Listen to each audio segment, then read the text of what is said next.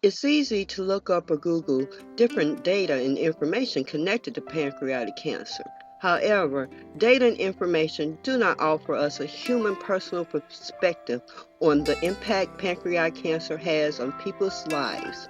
This is an auditory portrait on pancreatic cancer and the impact on the lives of some of the people it has touched. This is an interview with Gregory Richards Sr., the creator and founder of the Verta Richards Foundation for Pancreatic Cancer, and his sons.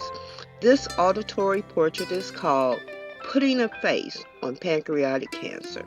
This is part 3 of this 4-part audio portrait.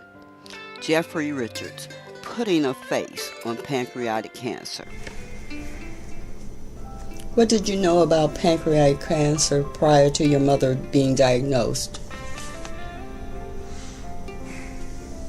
Absolutely nothing. Didn't know anything about it. Nothing? Never even thought about it. Okay.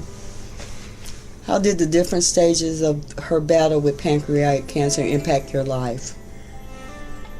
You know, personally, I kind of distanced myself from a lot of the situation, a lot of what was going on.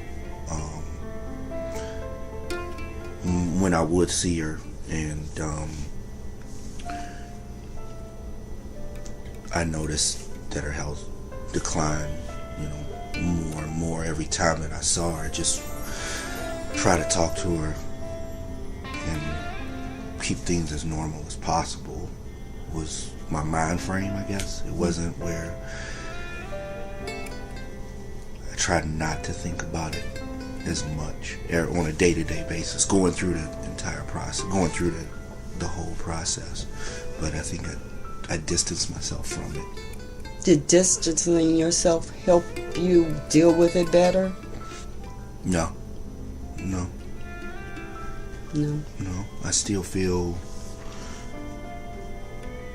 I don't know how I feel about it, I mean, I miss my mother, so thinking about it, I mean, I handled it how it came to me, It wasn't where I forced myself to do one thing or another. The distance was just how I felt I should handle it, I guess. Did you feel a little disconnected? No. From, when you say disconnected, you mean like from... Did you want to kind of disconnect from the situation in hopes that the situation didn't exist, or kind of disconnected in that manner? Maybe a little bit.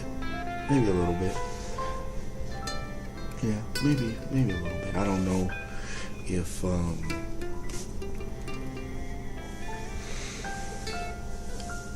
I felt helpless in a way. One of the things she said to me was that it's not my responsibility. This was her words to me. It's not your responsibility. That's what I have a husband for. That's his job. It's not yours. And I need to go do what I need to be doing. Mm-hmm. Are you a doctor? No. Then what else can you do? Go do what you need to do. And I got up from that chair, kissed her, told her I loved her, and went and did what I had to do. Okay. What is it you would like people to know and understand about your mother and her battle with pancreatic cancer?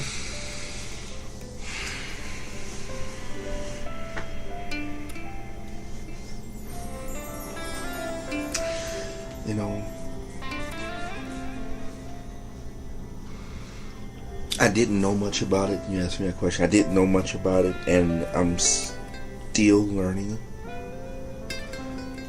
about it.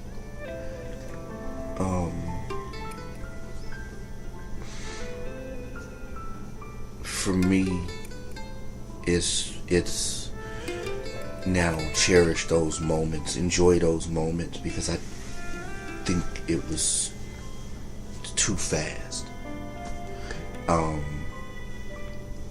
As far as the process of going through it, like I said, because I kind of I didn't ask a lot of questions as she was going through it. I kind of talked to her and asked her what she might have been feeling that particular day that we talked. But as far as what she was going through, I didn't really ask a lot of those questions. And I guess it's that the feeling that I do have about it is that it came out of nowhere. So to be able, I guess my the direction that I'm going in right now is I'm looking at, is there any other symptoms that could be determined? Because they was like, by the time what I read is, by the time you have these symptoms, it's pretty much too late is the issue. And so I worry if I have like a little issue or something like that going on, I start to worry, man, might that be something? So when I am doing some type of research, that's where I'm at. Is there any other earlier signs that may be able to help somebody before they get to that point? So if the question is, what would I want people to know about that, that would be it. That, hopefully that, if you can get tested, if you think you got an issue, it's for a little pain or something like that, it don't hurt to ask, And that's how we're gonna be able to figure out what's going on. When you said it went too fast, are you referring to the progression of the cancer itself, the disease? Partly, and her life in general. Okay. That on the,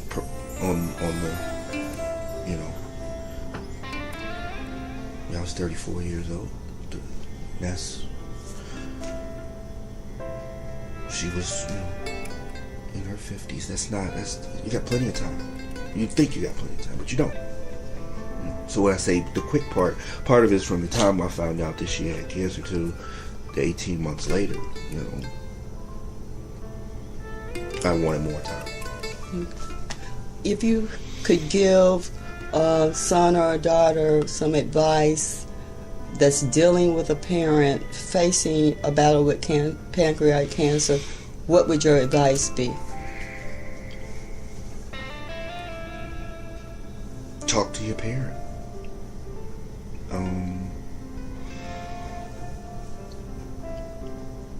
What she wanted was what she told me.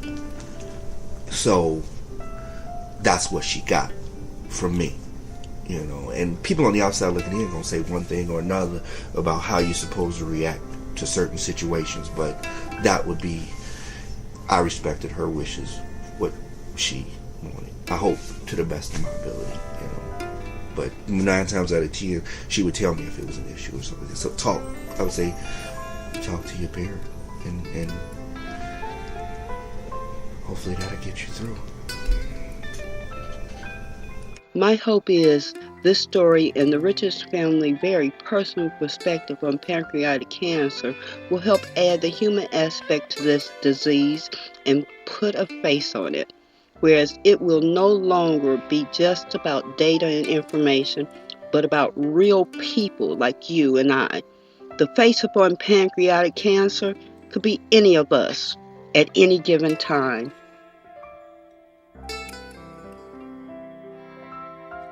It's easy to look up or Google different data and information connected to pancreatic cancer. However,